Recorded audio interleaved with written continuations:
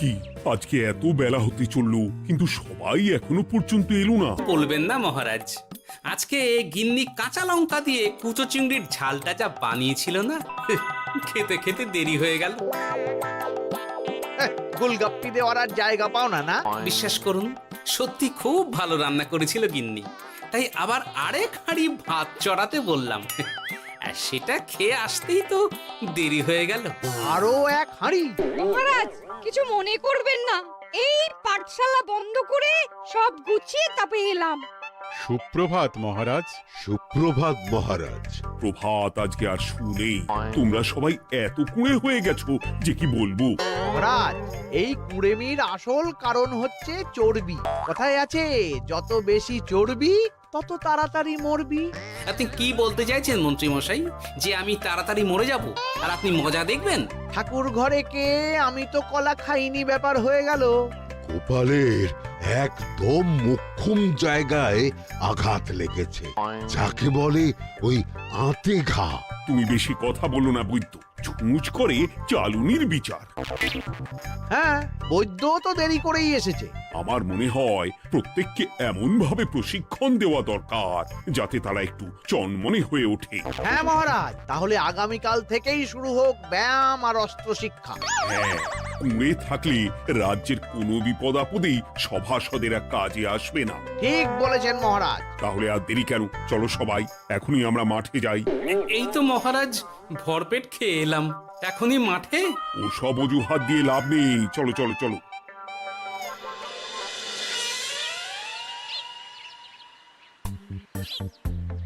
এবার সবাই সারিবদ্ধভাবে দাঁড়িয়ে পড়ো।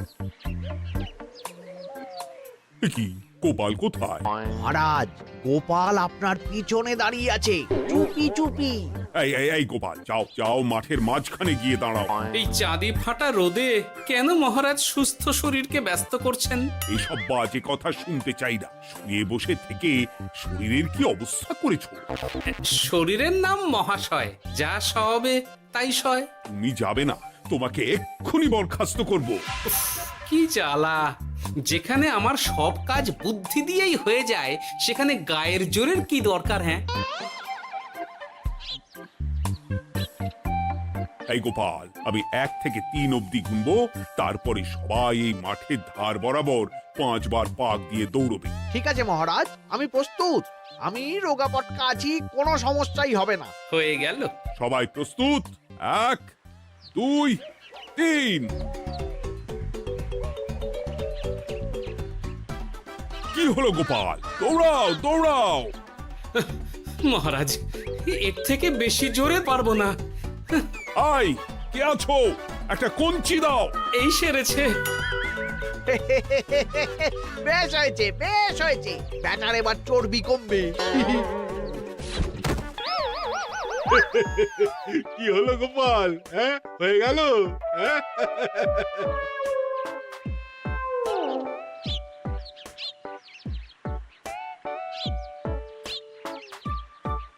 এই উল্টে উঠি, আমাদের দাদু উল্টে গেছে। হ্যাঁ, তাই তো দেখছি। চল চল গিয়ে দেখি। উফ, চেহারার কি অবস্থা বানিয়েছো গোপাল? হ্যাঁ, এতটুকু দৌড়তে গেলেই চিটপটাং। তাড়িয়ে দিন মহারাজ, এরকম বেঢপ চেহারা সভাসদকে আমাদের দরকার নেই। না না, তা বললে হবে নাকি গোপাল? তুমি এক্ষুনি বাড়ি চলে যাও, কালকে আবার মাঠেই দেখা হবে। এই দাদু, বাড়ি চলো। ওরে বাবারে!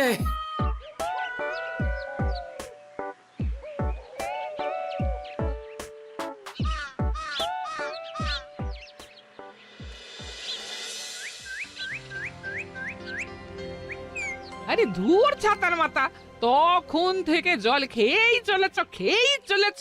কি হয়েছে সেটা বলবে তো? শরীর চর্চা হয়েছে, শক্তি খরচা হয়েছে, আর পারছি না। উফ, বাপরে বাপ, কি পায়ে ব্যথা!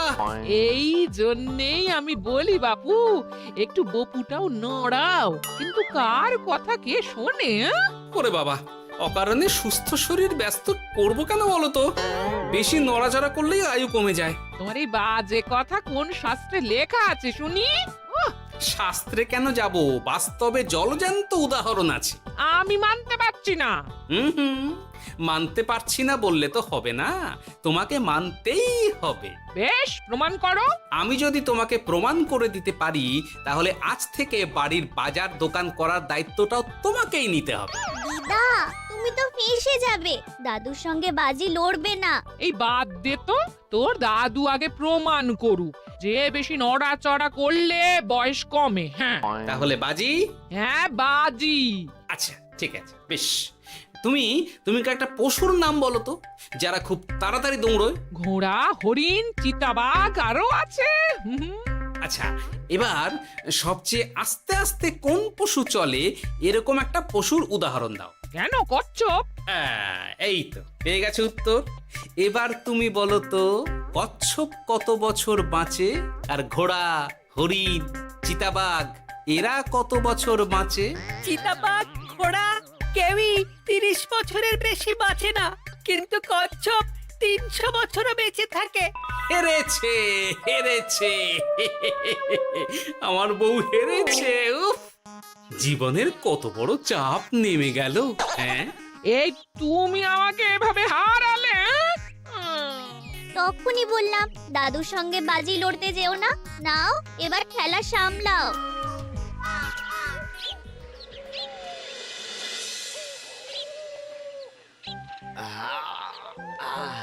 আরো ভালো করে মালিশ কর।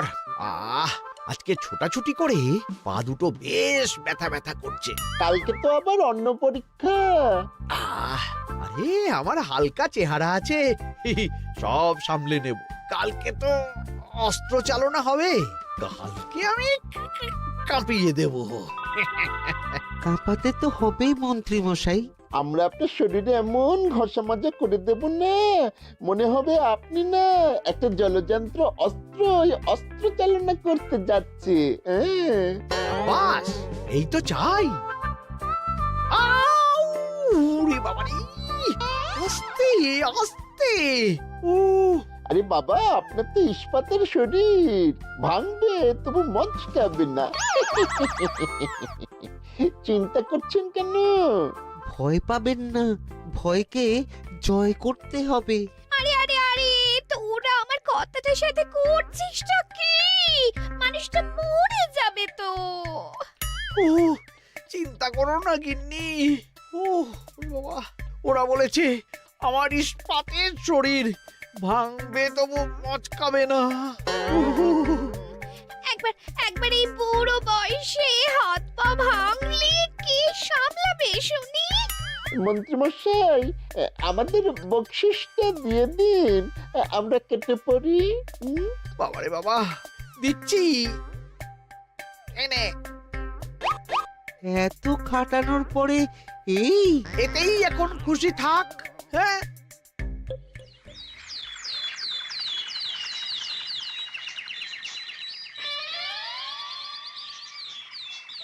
এবার তোমাদের সকলকে অস্ত্র শিক্ষা দেওয়া হবে। উফ, রোজ রোজ কি জ্বালাতনে পড়েছি, বাপরে বাপ।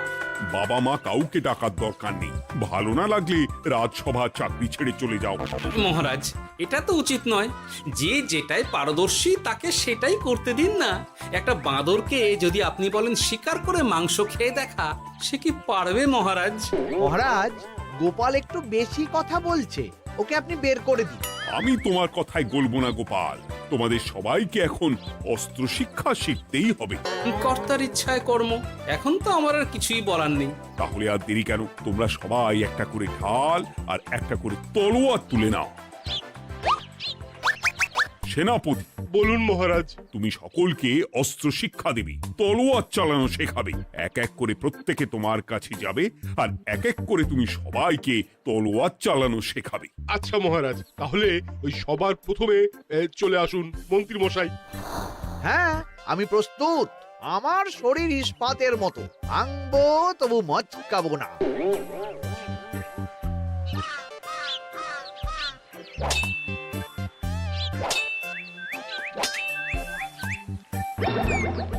কি কেমন দিলাম? অত সহজ নয় সেনাপতি। আমি মন্ত্রী এমনি এমনি হইনি, আগে অস্ত্র শিক্ষা শিখে তবে মন্ত্রী হয়েছি। এটা কি হলো? হ্যাঁ, আপনি অস্ত্র শিক্ষায় পারদর্শী, কিন্তু আরো বিচক্ষণ হতে হবে। কারণ আজকে এই পাগড়ির জায়গায় আমি যদি তলোয়ার আপনার গলার দিকে চালাতাম, তাহলে কিন্তু আপনার এই ভবলীলা এখানেই সাঙ্গ হয়ে যেত। ঠিক আছে, মনে রাখবো। এবার বাকিদের তো ডাকো। হ্যাঁ, এরপরে তলোয়ার চালানো শিখতে আসবে গোপাল। গোপাল দাদু, গোপাল দাদু। বাবা বাবা বাবা, গোপাল তুমি আবার দলবল নিয়ে এসেছো। দেখি তোমার কত দম। গোপাল, তুমি প্রস্তুত হও। হ্যাঁ হ্যাঁ, আমি প্রস্তুত। ওরে বাবারে, এ তো ভয়ানক চাপের কাজ, আমাকে বেশ বেগ পেতে হচ্ছে। সামলাও গোপাল।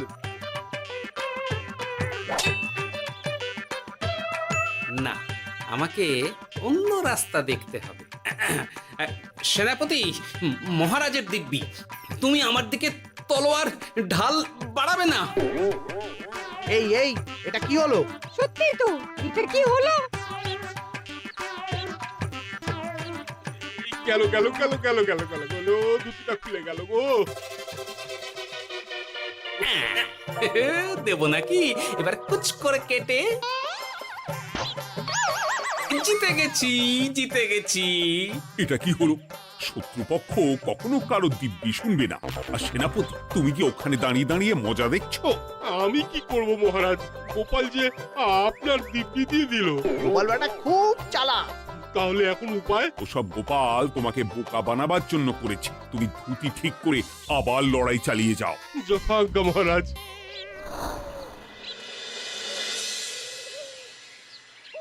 কিরে ন্যাপলা, তোদের দিদা আমার জন্য কি রান্না করে পাঠিয়েছে রে? এই তো ভাত, আলু সেদ্ধ, এই পুঁই শাকের ঝোল আর রুই মাছের ঝাল। আর তোদের যে তোষক, বিছানার চাদর আনতে বলেছিলাম, এনেছিস তো? ওই তো দাদু, কুটির গুলটে আর বাকিরা সবাই ধরাধরি করে নিয়ে আসছে। ব্যাস, তাহলে তার কোনো চিন্তা নেই। খেয়ে একটা জব্বর ঘুম দেব, কারণ এখানে যা রঙ্গ দেখছি তাতে বিকেল হয়ে যাবে। তলোয়ার শিক্ষা আজকের মতন এইটুকুই থাক। এবার শুরু হবে বল্লম শিক্ষা। সবাই আবার আগের মতন সারিবদ্ধভাবে দাঁড়িয়ে পড়ো। আহ, তোদের দিদা পুঁই শাকটা কিন্তু বেশ জব্বর বানিয়েছে। তোদের দিদার হাতের রান্নার কোনো তুলনাই নেই। আহা, কি স্বাদ! এ কি, গোপাল আবার কোথায় গেল? এই তো মহারাজ, আমি এখানে ওই পুঁইয়ের ঝোল আর রুইয়ের ছাল দিয়ে ভাত খাচ্ছি। এসব কি মাঠের মধ্যে খাওয়া? আরে শরীরটাকে তো রাখতে হবে। তাড়াতাড়ি খেয়ে এইদিকে এসো। আসছি আসছি আসছি। এবার আমি তোমাদের দেখাবো কিভাবে বল্লম নিয়ে তেড়ে যেতে হয়। দেখান মহারাজ।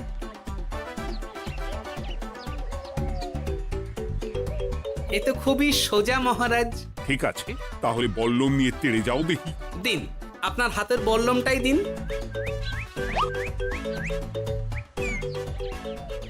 আরে আরে, গোপাল তো মাঠ থেকেই চলে গেল। আমি ডেকে আনছি মহারাজ। আরে আরে, ও গোপাল, গোপাল, মহারাজ ডাকছেন। থামো থামো। মহারাজ বলেছেন বল্লম নিয়ে তেড়ে যেতে, তেড়ে গিয়ে আবার ফিরে আসতে তো উনি বলেননি। আরে, এ তো মহা মুশকিল। উনি এক্ষুনি তোমাকে মাঠে ফিরতে বললেন। সেটা আপনাকে বলতে পারে সেনাপতি, আমাকে তো বলেনি। আমি চললাম।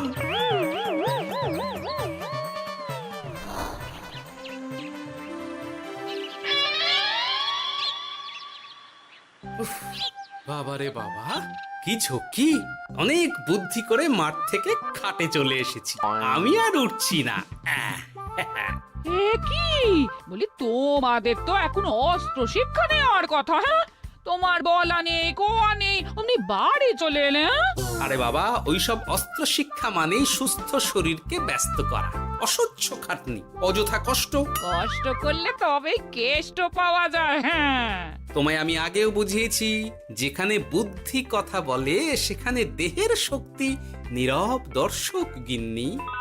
আরে বাবা, সে না হয় বুঝলাম, কিন্তু মহারাজ তো ভালোর জন্য সবাইকে অস্ত্র শিক্ষা দেওয়ার চেষ্টা করছে না? আরে বাবা, যার যা কাজ তাকে সেটা করালেই পারে। মহারাজ তো সেটা বুঝতেই চাইছেন না। আমি এখন ঘুমো।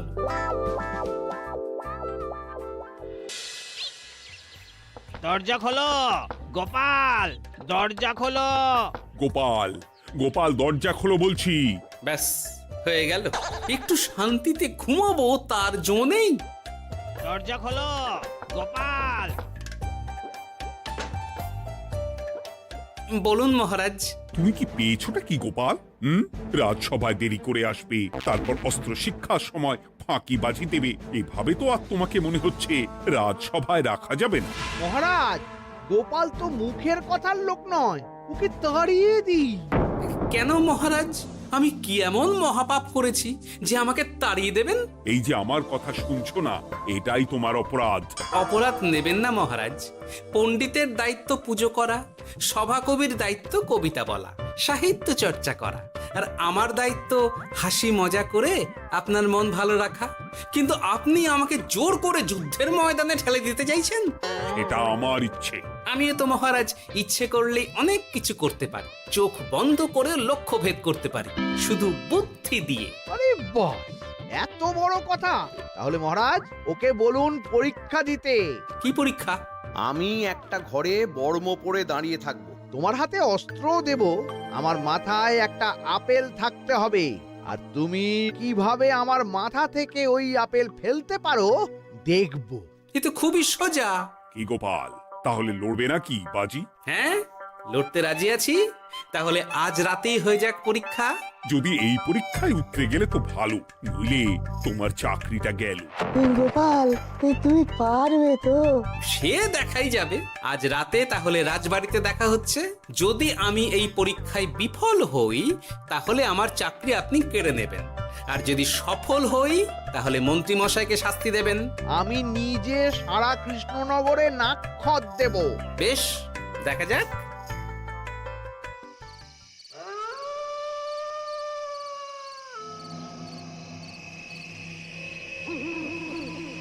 কি মন্ত্রীমশাই, ব্যবস্থা সব ঠিকঠাক হয়েছে তো?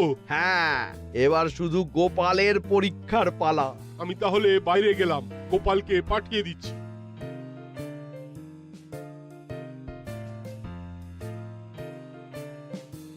এবার যাও গোপাল, ঘরের ভিতরে যাও, দেখি তুমি কি করে মন্ত্রীর মাথা থেকে আপেল ফেলতে পারো। আপনি তো শুধু আমার চোখ ঢেকেছেন, আমার নাক মুখ কানও ঢেকে দিন, যাতে ঘ্রাণেন্দ্রিয় শ্রবণেন্দ্রিয়েরও সাহায্য না নিতে পারি। বেশ, তাহলে তাই হোক। আয়, কে আছো? গোপালের মুখ নাক আর কান ঢাকো। যথা আজ্ঞা মহারাজ। একটু একটু মোটা কাপড় দিয়ে নাক মুখ ঢাকো, হ্যাঁ, যাতে সেভাবে আপেলের গন্ধ না পাই। বেশ বেশ।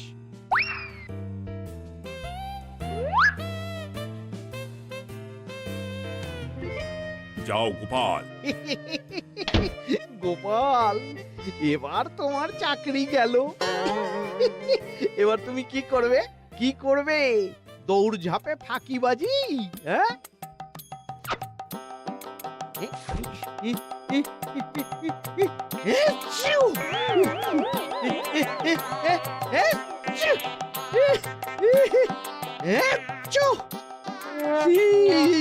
গেল গেল গেল গেল গেল, আপেল পড়ে গেল। আপেল পড়ে গেল? মহারাজ, এর মধ্যেই গোপাল আপেল ফেলে দিয়েছে। ঘরের ভেতরে চলো।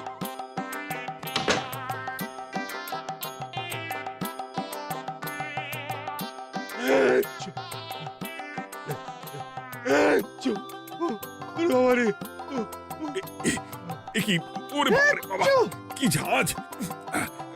ওরে বাবারে বাবা। কি মহারাজ, দেখলেন তো গোপালের চমক? অস্ত্র ছাড়াই আপেল ফেলে দিলাম। কি, এটা তো তুমি নীতি বিরুদ্ধ কাজ করেছো। সারা ঘরে নস্যি ছড়িয়ে দিয়েছো। মহারাজ, হাঁটতে গিয়ে আপেল পড়ে গেছে। এবার সারা কৃষ্ণনগরে নাক্ষত দিতে হবে। সত্যি সত্যি গোপাল, বুদ্ধিতে তোমার জুড়ি মেলা ভার। আমার নাম গোপাল ভাঁড়।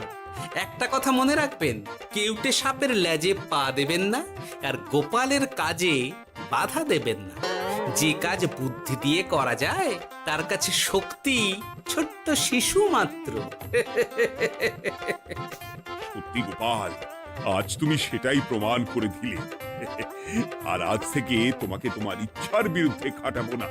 তুমি খাও দাও ভুড়ি বানাও। যার যা কাজ সে তাই করবে। যেমন এখন মন্ত্রী মশাই নাক্ষত দেবেন। হ্যাঁ, ভুল করে বাজি ধরে ফেলেছি, এখন নিজেই চাপে পড়ে গেলাম। তাহলে আর দেরি কেন? নাক্ষত এখন থেকেই শুরু হোক। কৃষ্ণনগরের রাস্তা শেষ হতে হতে সকাল হয়ে যাবে।